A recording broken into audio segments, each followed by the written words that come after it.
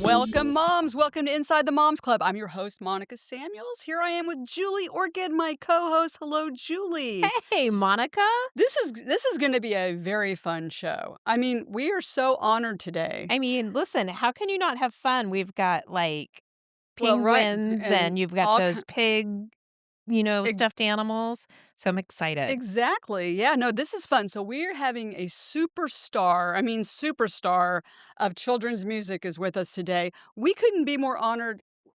If we had Barney himself right here sitting in the studio. I mean, Eh, this couldn't be any Very better. true. So we are Very so true. excited. And actually, I'm much more excited. No offense to Barney, but I think this interview will be much more interesting. Yeah. I mean, Because I'm not sure how much I've a had purple I've dinosaur can had tell you. so much fun this morning, It has been fun because we've been remembering the Mhm. children's songs that our kids, because our kids are older, they've moved on to other music, but Yes. what was your favorite song when your kids were little? What Okay, so in my brain that plays over and over because I used to drive to North Carolina all the time is Little Einstein. And that was, I have a 23-year-old and an 18-year-old, and that plays in my head over and over. And we also did music class, and I can honestly say everything that we did when they were children, that was absolutely pivotal. They still to this day remember it. Well, what I loved was I loved that they taught important lessons in some of these songs. So we enjoyed Joe McDermott, and he had a song called "Don't drop a brick on your no, don't drop a brick on your foot, it will hurt." And so my kids learned that lesson. They never dropped a brick on their foot. That was great. But I only wish that he had put a song out called "Don't throw a baseball at mommy's head when she's not ready for it yet." That would have been really That good. would have been really Yeah. helpful. Or my niece, whose daughter's in cheer, said she's like a song that says, yeah, don't practice your headstand in front of mommy's face. So, but there's all kinds of things. The great thing about kids' music is there's so much you get out of it. And there's so many things. Like my mom, who's 87 years old, to this day, when she comes to visit us, every morning with my mother starts with, "Oh, Mr. Sun, Sun, Mr. Golden Sun, please shine down on me." And so every morning, I mean, I just sing that to myself because it's so cheerful. Well, I remember that. And then there's some things about kids' music that sticks with you that's kind of a little bit, sometimes a little sad and emotional. Like when I was practicing law, our recruiting coordinator's son was 2, he passed away. And the funeral, they played at the end of the funeral, "I Love You" from Barney. And everybody was in tears. We all know that song. And so it's like kids' music is just Oh, I think it's critical all the it's way around to yes, have that going on. it So, is. So uh we are so thrilled. Oh, we gotta get oh, ready. wait, This is hold a on. I this is gotta in honor of reach. our guest. Yeah, I Oh, gotta sure, reach here I for am. my pig here. Hold on. Yes, hang on. Get yourself set here. I want to make the big introduction. We are I so think he honored to just have today with us a woman recognized as the queen of kids music by People magazine. She is a singer, songwriter, performer, and author. She has more than 1.7 billion total streams and 578 million YouTube views. Her songs have become beloved classics for children music worldwide. She's about to release her 18th album, Walking with the Penguins. It'll be released in June of 2026. Please welcome Laurie Berkner. Welcome to the Moms Club, Laurie. Hi, thank you so much. Thank you for joining I us. mean, And for those moms out there who don't know, tell him. one of your big songs is "Pig on My Head." Is that correct? Oh yes. So I love it. Yeah, you're doing a great job. He stays up Isn't there the whole I interview. know, I know. I'm not You kidding. They're you gonna need want to me. keep it up there all day, Monica. That's how That's the right. song. You're supposed to keep it up there all day. That's right. I mean, Yeah. you play a guitar with a pig on your head. At least we could do is, I Yeah. mean, seriously. Well, we are so thrilled to have you here. I know that every kid and mom out there is just excited to hear have you here with us today. Tell us a little bit about. So how did you start playing and singing children's music? I actually started because I got a job about a year out of college as a music teacher for preschoolers. I wasn't the classroom teacher, but I taught all of the classes at the preschool as their music teacher over the course of the week. It was just a part-time job, and I had done like some music at a camp. As a camp counselor, I was the music counselor at a camp up in Vermont, and I had worked at a daycare and I'd done some babysitting. And so I thought I could do this. And I was horrible. Like I was the worst, the worst. I like didn't bring in anything that they had fun with. They didn't like any of the songs I sang. I couldn't control anything that was happening in the class. Like the kids just ran all over the room. And then eventually I felt kind of at my wit's end. And the person who hired me, the head of the school, said, "Why don't you go and observe the woman who we had for 10 years before you, and maybe you can get some idea." So I did. And I watched her at the piano go like, "Won't you please stand up?" And the kids would go, bloop, these 3-year-olds would, and everybody just seemed to be having fun, enjoying the music. And afterwards, I went up to her and I said, you're like magical. How did you do that? I don't even know how to speak to these kids. I don't think I speak the same language." And she said, "Oh, you shouldn't be talking. Just put it in the music." And that was when I thought, oh, well, I write songs. Maybe I could just write some songs that tell them what I want them to, encourage them to do with their bodies, and how to sing things. And so I started doing that. I mean, I think that the crowd that you had, these 3-year-olds, people don't realize it's a lot tougher than you think, right? Like, I mean, tough crowd here. You gotta do, kinda go along and play their game and do that. Do you enjoy the writing process or you have audiobooks? Like, what is your favorite part about being a singer? I mean, I like a lot of parts of it. I love having written a song. Sometimes I love actually the writing. It's sort of when I'm in it and it's working, I love it. Not, I don't love it so much.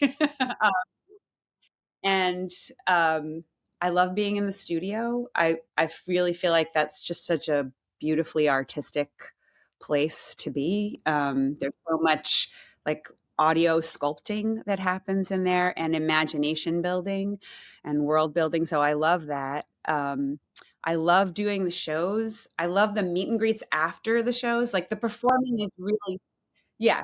It's really fun to perform, but it also is so personal and special to actually meet the families and kids, some of them who came to the show afterwards, and get to hear like what the kids' favorite song is, what some of their experiences are, just so I have that connection. I mean, I have a huge connection when we're actually singing together in the space and moving around together. But when I'm getting a little sense of how my music fits into someone's life, that is just very beautiful and rewarding for me.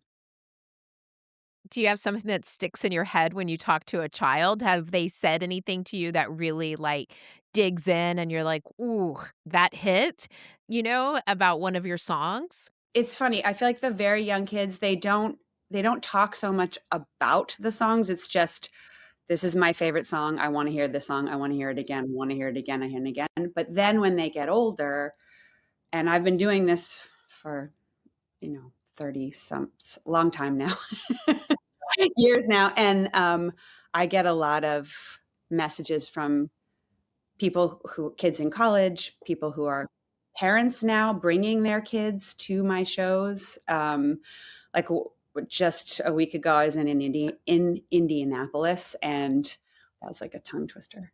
I should write in Indianapolis. Anyway, I was there, and one of the people I met afterwards was, their kids were hugging me and seemed, so excited to meet me. And the dad was like, "I just want you to know that I grew up on your music, and so this is really, really special for me to finally like meet you." And I shared the music with my kids because I loved it so much, and now they love it so much, and like those kinds of stories. Or a teenager, or like especially during COVID, 20 somethings in college, or would write and say, "I'm listening to your music because it's the only thing that makes me feel safe right now." And it's very moving. Yeah, give them some comfort. It must be great, yeah, the sharing those family experiences with generations of families. Where do you how do you decide what to write about? So, when you're deciding to write a kid's song, and I noticed when I was doing research for this, episode, I listened to your song, "Waiting for the Elevator," and I thought, "I have a personal fear of elevators that I've developed over my years." I like, "What?" But I started looking, there's a lot of songs about elevators for kids, and mostly to teach them how to be safe on an elevator. Or there's even one, I guess there was a Joe McDermott song about, "I got stuck on an elevator," which wasn't very comforting, but so how do you choose, like, do you choose it to teach them lessons, or are you just trying to convey it's a sunny day, or you have the song about a pig on your yeah, how did you decide to write about a pig on your head putting a pig on your what inspired you to write some of your songs? Well, a lot of different things. Specifically with Pig on Her Head was, I was a music teacher at the West Side Y in the '60s, in New York City, and I would come into the classrooms after the teachers would have the kids all sit on a circle or on the rug, and then to like prepare for me to come into the classroom, which meant that I was coming into their space, right? So they would have just been doing something else. So there were a bunch of kids in this one group who had been playing with plastic animals. And one of the kids, I still remember his name. This was, more than 20 years ago now, but his name was Marco. So he's an adult now. Hey, Marco, wherever you are.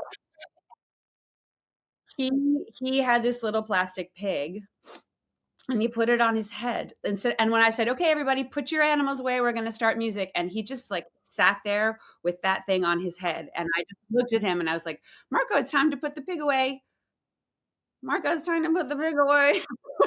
you know, and and he didn't. So I had a choice to make. I was like, "Okay, I can either be kind of like more aggressively disciplining and say like you have to do that 1, 2, 3, or whatever, like kind of be an authoritarian in that moment, or I can make a song about it." And then we can move from there. So I just started singing, "Marco has a pig on his head. Pig on his head. Marco has a pig on his head, and he keeps it there all day," like 'cause he did. And then, yeah, the rest of the kids just they were like, "I want an animal!" And they ran, and they got their animal, and they sat really, like, quietly and like, attentively waiting for me to sing, "Monica has a mouse on her head. Julie has a tiger on her head." And then they make the sound, "What does it say? Oink, oink, oink." And I just started doing it. Well, I loved it because I saw your documentary part of the documentary, Happy You Know It, and there you are, and there's adults sitting in the audience, and they're just chilling, and they've got this animal on their head, and it's so fun, and I was just like, "Look at everybody just hanging," turtles, Well, monkeys. and it's so interactive because, of course, you are waiting for your turn, like, "Hey, I got a pig on my head." Emmy would have a sloth on her head, but A yeah, sloth on your head? well, And that's her favorite stuffed animal. Oh, okay, Yeah. yeah, I so guess that that's harder because I don't know what a sloth says. Oh. But I do make those things I mean, I try to have fun with that. At my shows, I will ask, I usually in the press about the shows, I say, "Bring an animal for Yeah. your head." And so when we get to that part of the show, I've already talked to the lighting person to bring the lights up so that I can look out and see, like, who's got a sloth and who's got a giraffe, which definitely makes no sound, Yeah, and who's got a narwhal. You know? And so I'm like, that would I see Snoopy, I see, whatever, I see Bluey, and then I try to sing about some of them in the song, so that song is always different at every show. well, and you also are challenged to keep up to date with everything happening in kid Oh world my because, yeah, gosh, you just mentioned, Bluey and everything, and I hate to admit it, I could see Bluey, I might not recognize it right off the bat. I probably would well, now, yeah. but originally or what was that shark song? I don't know. My you kids mean are Baby older. Baby Shark. Oh, yeah. Yeah. So, I'm but just That's gonna our you song. I love that that's what you called it. I mean, Lori, I'm picking you as my leader as the cool, hip grandma that I will be one day. I'm not going with anyone else. I love your style and I love the creative process that you have because I am an empty nester right now. And I was dancing in my house this morning, and my dogs are like, "What's happening?" So it's very catchy. And so you see the adults. I mean, do they come up to you? And you may have some adults that are like, oh my gosh, if I hear "Pig on My Head" one more time in my car, or that you have it that they love to see their child so happy. I mean, is there a meet in the middle kind of thing? Because, like, if I drive 1,001 miles and I hear Little Mermaid go on in my back seat one more mm, time, you know what I mean? Um, Yeah. do you ever get that from adults? Yeah, yeah, definitely. I don't I they're kind. Yeah. So, they don't, Yeah. usually when they meet me, that's not the first thing they'll say, but definitely I have like, in like 100 comments on a social media post of everybody saying, "I love this song's a bop. This music was the soundtrack to my kid's childhood." There'll be one person saying, "No offense, but if I hear, whatever, Victor Vito one more time, I'm gonna blow my brains out." Yeah, right, right. I think that's natural sometimes with being a parent, but for some of 'em sure. are so catchy, like, I Know a Chicken, I love that song. I could sing that all day long. So, yeah, you get kind of excited about it. Well, we would love, love, love, it Oh, would I be would love it. amazing, as we say on the Moms Club, if you could sing a little for us. I know your new album is coming out, Walking with Penguins. Is that you're gonna be Yes. singing a little bit for us here today? Oh, wow, this is I this just happen to have a guitar here. what a No way. coincidence. I happen to have a penguin. Yeah, So you and yes. I'm just gonna say, yeah, it What a was meant to be coincidence. today. I'll just play you a little bit of it, Okay. because otherwise it'll probably be too long. But it's called Walking with the Penguins, and I wanna say something about it, which is that when I came up with this song, it just responding to your question before about how do I come up with ideas? This was like, first of all, I get lots of requests from parents and teachers. Can you please write a song about X? And I actually started getting requests for penguin songs because a lot of teachers do like a cold weather unit at school, and they were like, "There are no penguin songs. Can you please write a penguin song?" Which is funny. I think Raffi has a penguin album out, Penny the Penguin. He just put out recently. But anyway, so I'm jumping on there. I jumped in there with the penguin song, and I was thinking about it and like, how do I make it? What would be fun? What's interesting? I always like to think from the child's point of view. And someone who I work with, Michelle Esch, who actually dances with me a lot of times, she's happens to also be a dancer as well as often my tour manager. She showed me this picture of in Basel, Switzerland. They take the penguins out at the zoo and they walk them around the zoo for a walk. And I was like, oh my God, Walking with the Penguins. That would be a really fun song. And one more thing about it, which is like thinking about from the child's point of view, I thought, well, what if it's a kid? What if I'm this person singing is a kid at school or somewhere where they have to be sitting and they don't want to be because they're like fidgety and they just want to get up and they keep imagining they're a penguin and they can't stop themselves from jumping up and walking with the penguins. So that's what this song is about.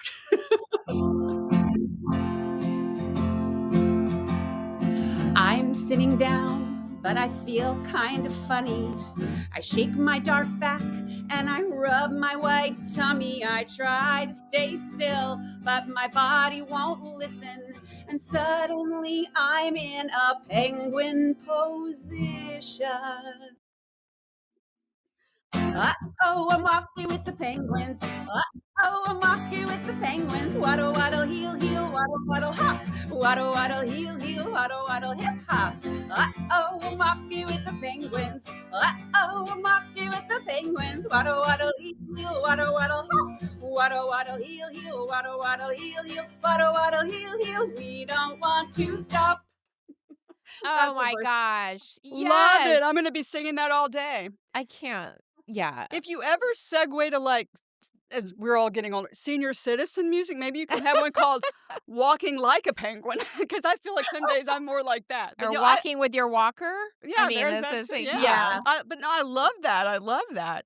Now, I understand, are you releasing also an album completely in Spanish of your songs? Is that coming Um, out soon? a 5-song Oh, EP. that's Yeah, Oh, awesome. That is yeah. incredible. great. Because a few years ago, I recorded one of my more well-known songs, "We Are the Dinosaurs," in Spanish. I thought that it just was so nice to have something in another language so that more kids and families could listen. I thought it would be really nice to do some other songs. And I had also written a song about the Spanish alphabet or the alphabet in Spanish Are and you the Spanish. fluent in Spanish? Not at all. I took French, but I had someone translate them for me. And of course, I know what I'm singing when I'm singing those songs. And she coached me in the studio, and I was like, "Can I? Is this credible? Like, does this seem like I actually can speak Spanish?" And she was like, "Yes." So Oh, Oh, that's I did it. that's It was so exciting. I mean, I have taken Spanish lessons as an adult, yeah. actually, because I thought, can't believe that I don't know how to speak Spanish. But Same, girl, yeah. same. right, I right. But mean, French only gets you so far in so many. Anyway, so it was exciting to do that. Yeah, yeah, I took French in college, and we went to Napoleon's tomb, and we were kinda lost, and so I walked up to the guy and I said, "Où est le tomb?" And he said, it's down the hall to the right." I mean, it was clear that I didn't know what I was doing. So, yes, French is beautiful, but, yeah, Spanish would probably be a little bit more yeah, practical. when I was an RN in the ER, it would have been super helpful to be able to speak Spanish. Yeah. Well, do you have a favorite song? I mean, they're probably all your babies, but do you have one that you're like, you hum in the shower? You're like, "I love this song. This kinda like, oh, Mr. Sun Sun that my mom keeps singing all the time." Is there a favorite? I mean, you're right that they are all my babies, but I do really enjoy singing Chipmunk at the Gas Pump. Oh my Ah. god, stop, Lori. This is I mean, I I I can't take it. I love that so much. I Yeah, love that so much. I love it. So, I'll be listening to that one on the way home for sure. Are there any songs that you thought, "Oh, this is gonna be a big hit with the kids," and it didn't go like you thought? And are there any that surprised you, like, "Oh, wait, I didn't think that was gonna be so popular." Now they're jumping up and down and they're so excited? Yes, yes, and yes. Like I feel like I'm actually not very good at being able to tell if a song is gonna hit or not. Like I have one called Just Like the Sun that I wrote years ago. And I think like once in the 25 or whatever years that it's been out, somebody has mentioned it to me. And it was like one of my favorite songs. And it was basically like, I went out today and I saw saw the sun rise, open up its eyes. I saw the sunrise. And then it's, I'm just like the sun. And I saw it go to bed. I saw the sun set. I saw the sun shine and I shine like the sun. And I like that song made me cry every time I sang it. And like nobody ever mentions it. But did have one yoga teacher who was like, "This one's great with hula hoops." So that I need to know where everyone's demanding bananas. Did I say that right? Like that I mean, what w where did that come from? that was, I mean, really the best songs come from things that kids say. I will just put that out there. It's nothing to do with me. Everyone's demanding bananas. Well, it was, I guess it was the parent, but it was because of the kids. I was working with, Cass Berger, who is this incredible illustrator who also has a wonderful kids book out, actually, who I was on a Zoom call with her talking about some illustrations. And she has two young kids. And she was like, you know, when people walk through the house on Zoom and they're like, okay, okay, okay, I'll get that for you in a second, like trying to have a meeting. And we were trying to have a meeting. And she was like, okay, just hold on. And she was like, everyone's demanding bananas. I don't know what's going on. And I was like, Mhm. oh my God. Yeah. I think that's gonna be one of my favorites. That's coming out on the album, correct? Yes, Oh, yes, yes. Yes. So what are some others that they can look forward to? What are some other titles we should listen to on the new album? Yeah, another one that has been, um, doing really well is "My Bunny Goes Hop," which is a little of like, "My bunny goes hop, my bunny goes hop, hop, hop, my bunny goes hop, hop, hop. Does my gun bunny go rough, rough, rough? No, that's a dog." That from those, those books that are like, "My dog, is that my dog? No, my dog is fluffy," softer than Uh-huh, Yeah. that. uh-huh. And I had, this was actually Michelle's daughter would do that, like, eh, "Mom, my bunny doesn't say ruff, ruff, ruff. My bunny doesn't say meow, meow." And her bunny's name was Hop, and I thought, "Oh, that would be a really fun song to write." So that's on there. Onyx the Octopus, had a lot of requests for octopus songs. There are a lot of, animal songs, which is Yeah. always a good. Mhm. And that one's more like some octopus facts because people should know about Of octopuses course because they They they are should. beautiful. Yeah. So those are some ones that are coming up Yeah. on that album. Well, we're looking forward to it, as well as some ladies that wanna join us and ask you some questions, and those are our Zoomer moms. Welcome, Zoomer moms. Welcome to the Moms Club. Hello, ladies. Well, I'm gonna introduce you. Tell us a little bit about yourself, where you're from, and if you have a question for Lori, Lisa, welcome to the Moms Club. Thank you. Lisa Winzen here. I'm from an area near Fort Worth, Texas. And Lori, I'm just so inspired with what you're doing with all of your music. And I know that there's a lot of children who think, oh, I want to do that. So if a child is interested in learning how to play the guitar, learning music, what age would you suggest would be the best age to start introducing them and letting them take that on? Guitar is, I'm just thinking about it because there are some different aspects to it. One is that if you play an acoustic guitar, it's actually kind of painful when you start. You have to build calluses up on your fingers. So I used to teach kids starting around 8 years old, and they about half of them would give it up because it hurt. And so one thing to do, electric guitars don't really hurt. So if that's okay in your household too, and it's quiet if you're not using an amp. The other thing is, if they start on piano, there is a much more visual kind of map of how chords work on a piano, and if you play a little piano first, it's very easy to move to guitar. I mean, I played a bunch of instruments. I didn't ever even pick up guitar till I was 17, but I had played violin in middle school. I had played piano since I was 7. I played clarinet. Like, I had learned a lot of other instruments that made it very easy. And I taught myself guitar when I started. But I'm not saying you shouldn't do it with young kids. I think absolutely if someone's interested, you want to follow that excitement, right? You just don't also want it to die too early if they're not like physically ready for the demandingness of it. That's a great question. Yeah, that's interesting. When That you becomes painful, so they Oh, yeah, well, yeah. I played the guitar for a You year. did? I did, I took guitar lessons. Yeah, Okay, I know what she's talking about, the calluses, oh, because I was one of okay. those quitters, I like, Yeah. "Oh, that hurts. Yeah, yeah, I'm not yeah. gonna do that very long." It's so sad. Yeah. I mean, and also even the pick part, like if you're not holding the pick, or even if you are, you can get a blister on your finger. Like all of it goes away from practice, but you do have to kind of push through that. Janine, welcome to the Moms Club. Tell us a little bit about yourself, and do you have a question for Lori? Oh, absolutely. Hi, I am Janine, and I'm from Austin, Texas. And I am the mother of a wonderful daughter and the stepmother to a phenomenal lady who happens to be the mom of our grandsons. And I'm just happy to be here with you. I am coming to my question from my experience as having been an elementary teacher for many years.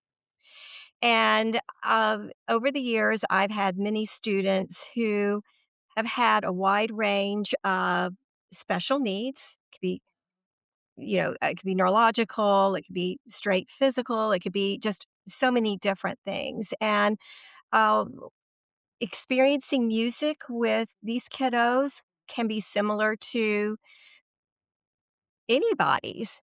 But then there are some ways that children respond to music differently. I'm curious, as to what maybe some of your experiences have been with children who maybe the approach to music might look a little different, and how you've been able to relate to that.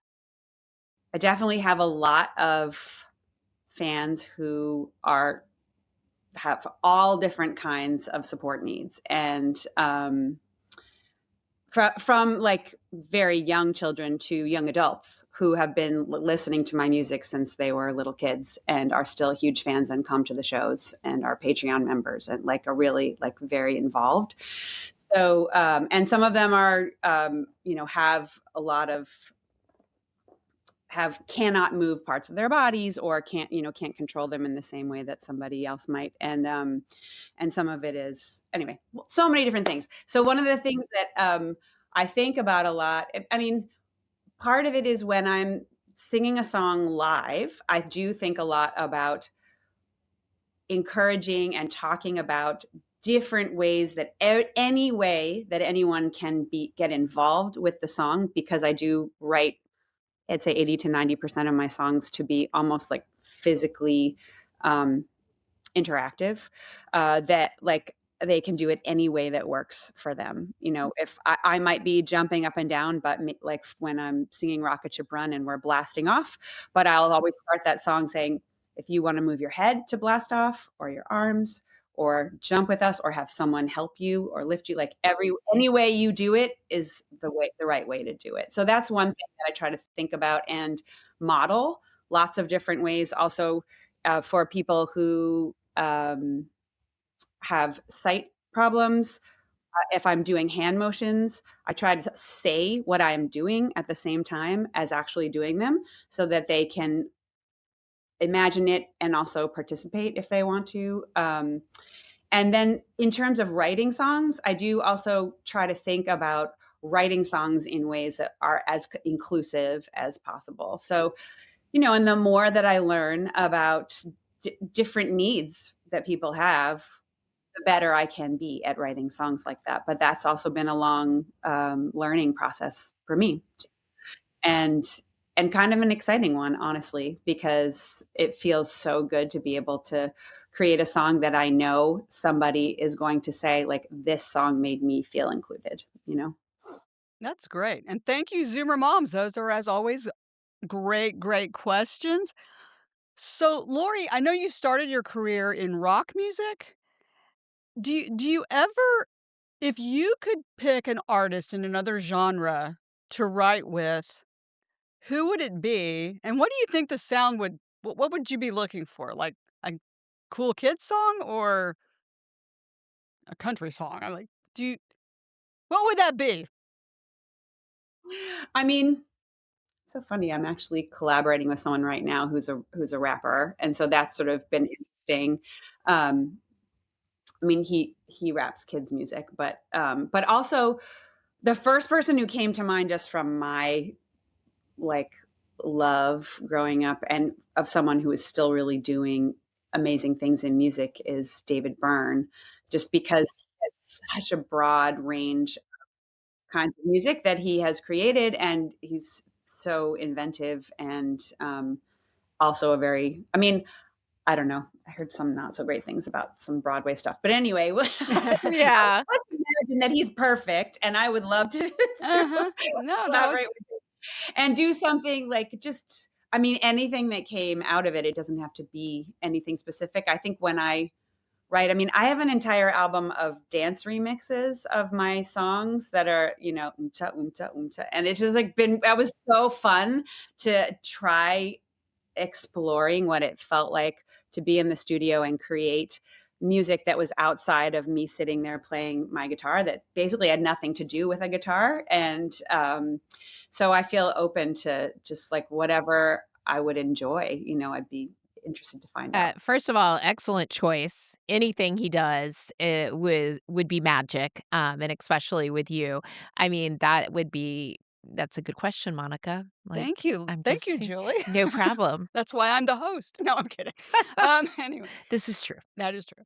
Well, no, we've really, really enjoyed this. This has been l'amazing, as we say here on the Moms Club. Where can our audience find you? Like, are you going to be touring soon? And where can they find you in social media? And when exactly is your next album going to drop so they can be looking for it? Yeah. So the album's coming out in June. I think it's June 26th. I should have looked that up before I got here, but I think it's the end of June. And I'm on the best places, the videos that I make probably on YouTube or listening to music streams on all, Apple Music, Spotify, anywhere that you listen to streaming music, you can find me. And on social media, TikTok, Instagram, Facebook, are sort of the main places that I hang out. And I play live all the time. So like this weekend, these shows are sold out in Maryland. We have a couple of shows. I play sometimes by myself solo. Sometimes I'll have Michelle join me dancing on stage. And this weekend we're playing with the whole band and Michelle, which is going to be super fun. But then I'll be in Fort Lauderdale and Atlanta the following weekend. Actually, I'm coming to I Texas was in about to April. I'll say, be are you Oh, coming to well, yeah. Austin? What's happening? Yeah. I'm not coming to Austin. I didn't get an offer from there, but I Oh, did. sorry. I was able to fit San Antonio and Yep. Dallas together, so I'll be doing Oh. both of those shows. I think it's April 25th and 26th. Well, Julie, that's not that far away. We can go warm up our vocal cord. Well, let's practice the guitar. Let's see what we can. Maybe we can do a little practice. Let's see if we're worthy of performing Being Yeah, her no, the I'm song. looking for a warm up act. I think you guys are it. Oh. We didn't even try out. That's what I That's love about right. Yeah, that. this Yeah, is that's great. amazing. Well, thank you so much. We've really, really enjoyed it. And thank you, Zoomer Moms. As always, we love it when our Zoomer Moms are on our show. And if you would like to be a Zoomer Mom, go to our website, InsideTheMomsClub.com, where you can just click on the button where it says Zoomer Mom, and you can audition to be a Zoomer Mom, just like these ladies were, and ask some fabulous questions. You can find us on social media at Inside the Moms Club. We're on everything: TikTok, Facebook, Instagram, and our YouTube channel is going gangbusters. Thank you so much for subscribing. And if you're watching this on YouTube, hit the subscribe button. We absolutely love to have you join us as a subscriber and another friend of the show. We also have a newsletter that we want to connect you with, and send us your ideas of things that you want us to write about on the newsletter. And I will try to be as serious as possible in answering that, which should turn out to be very comical in the end. And yes, and be a guest on ideas for guests on the show. We're open. This is the Moms Club. We are moms hanging out, having a good time, and we want you to join us. I mean, we got to be flexible. And now I'm going to be a hip grandma one day. No pressure to my girls, but Yeah, I'm excited. yeah, Yeah. next year. No, Oh my not God. that soon. Yeah. Well, now, Julie, there's one thing that we have to we always share with our moms, and that is our motto. If you don't laugh sometimes, ladies, remember this. You are going to cry. So keep laughing. Keep laughing. We'll see you next time inside the Moms Club.